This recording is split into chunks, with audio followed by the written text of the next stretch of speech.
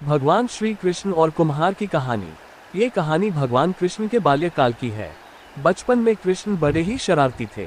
आए दिन कृष्ण भगवान के नए नए उलाहने रोज यशोदा मैया के पास आते रहते थे। इन्हीं उलाहनों से तंग आकर एक दिन यशोदा मैया छड़ी लेकर कृष्ण भगवान के पीछे दौड़ी थी और मैया से भगाते भगाते गोविंदा एक कुम्हार के घर घुस गए।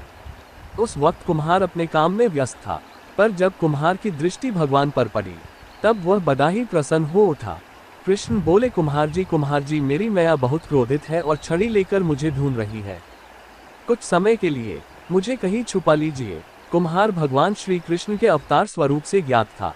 उसने तुरंत कृष्ण जी को एक बड़े से मिट्टी के घड़े के नीचे छुपा दिया। 1 क्वार्टर्स 914 मंजीत का ध्यान। कुछ समय पश्चात जब यशोदा मैया ने वहां आकर पूछा, क्यों रे कुम्हार, क्या तूने मेरे कान्हा को देखा है? तो कुम्हार ने जवाब दिया, नहीं मैया, मैंने नहीं देखा। कुम्हार और यशोदा मैया के बीच हो रहा संवाद भगवान श्री कृष्ण गौर से सुन रहे थे।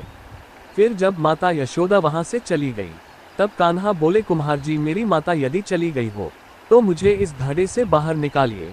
कुम्हार बोला, ऐसे नहीं भगवान, पहले आपको मुझे वचन देना होगा कि आप मुझे 84 लाख यानियों के बंधन से मुक्त कर देंगे। कुम्हार की बात सुनकर कान्हा जी मुस्कुराए और बोले, ठीक कुम्हार, मैं वचन देता हूँ कि मैं तुम्हें 84 लाख यानियों के बंधन से मुक्ति दे दूंगा। अब तो मुझे बाहर निकालो।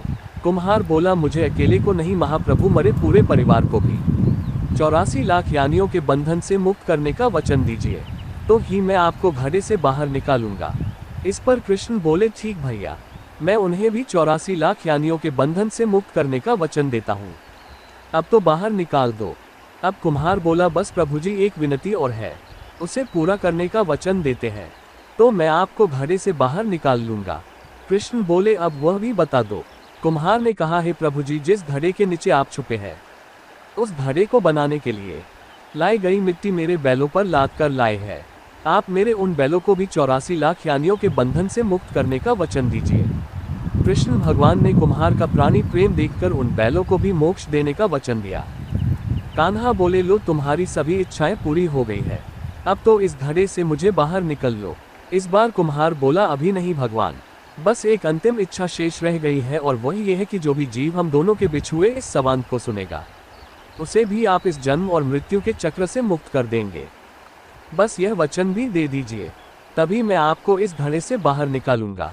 कुम्हार की सच्ची प्रेम भावना देखकर कृष्ण भगवान अति प्रसन्न हुए और उन्होंने कुम्हार को तथास्तु कह दिया। फिर जाकर कुम्हार ने बाल कृष्ण को घड़े से बाहर निकाला।